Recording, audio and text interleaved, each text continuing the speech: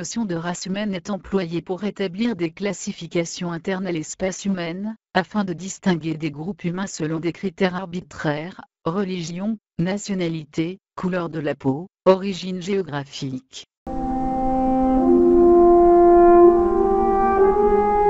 On tente alors un découpage de l'espèce humaine en races distinctes, et selon une hiérarchie.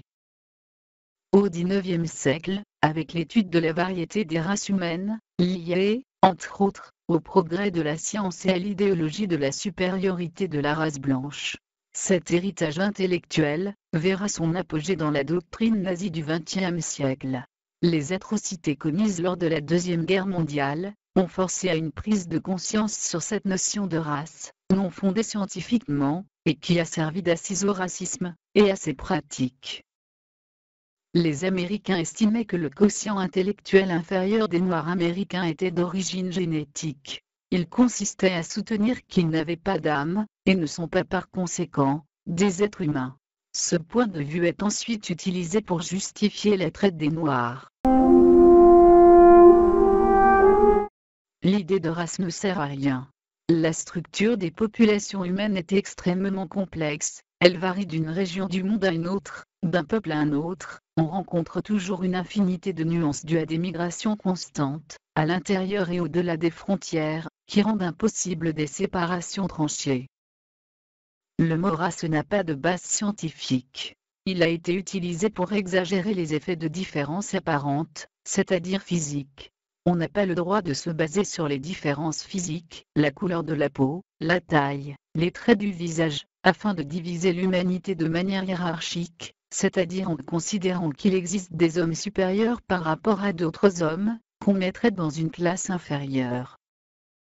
Les analyses ADN montrent que l'espèce humaine possède déjà un peu plus de 98,6% de son génome commun avec les chimpanzés, et qu'elle partage le même patrimoine génétique à 99,8% entre humains. Les différences entre hommes et singes sont dues à seulement quelques dizaines de gènes. Les apparentes différences anatomiques et physiologiques à l'intérieur de l'espèce humaine sont dues à un nombre encore plus restreint de gènes. Difficile, dès lors, d'arriver à isoler des gènes types, différenciant diverses populations. Un enfant noir n'est pas différent d'un enfant blanc ou jaune, il suffit de lui donner la même condition de vie. Il n'y a pas de différence entre les enfants qu'ils rient, qu'ils pleurent ou qu'ils soient malades. Les différences, c'est l'homme qui les crée.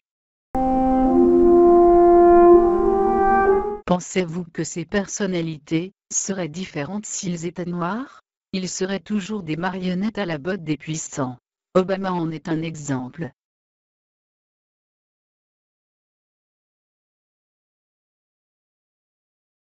Pensez-vous que ces personnalités ne diraient pas des conneries s'ils étaient d'une autre couleur?